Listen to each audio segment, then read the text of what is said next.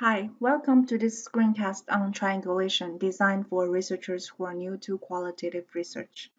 After learning this lesson, you are expected to be able to define triangulation, describe the purpose of triangulation, articulate different types of triangulation and give examples, and explain the advantages and practical difficulties of doing triangulation.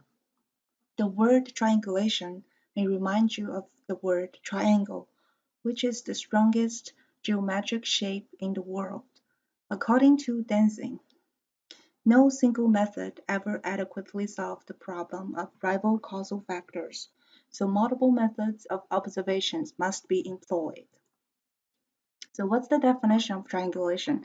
Cohen and Mannion defined triangulation as an attempt to map out or explain fully the richness and complexity of human behavior by studying it from more than one standpoint.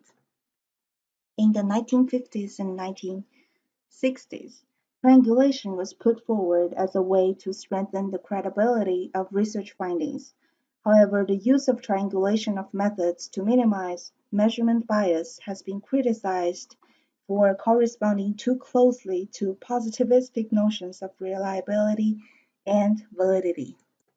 According to Patton, the main point of triangulation is not to demonstrate that different data sources or inquiry approaches yield essentially the same results.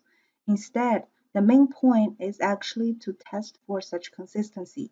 Understanding the inconsistency in findings across different kind of data can be illuminative.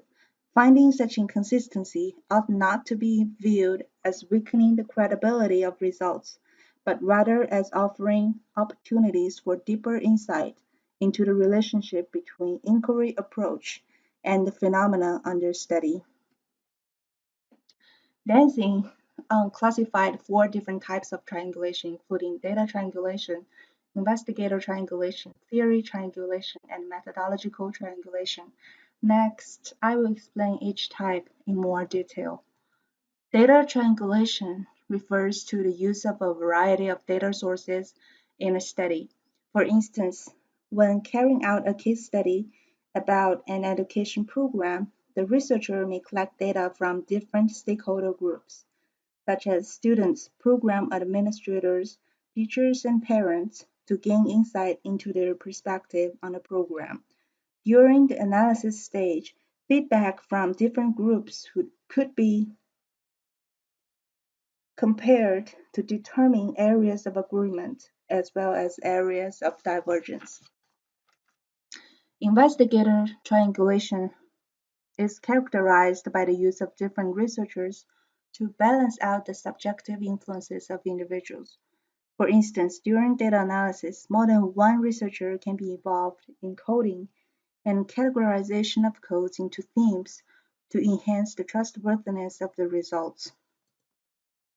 Theory triangulation refers to the use of multiple theoretical perspectives to interpret a set of data. This kind of triangulation can be particularly useful to examine anomalous data.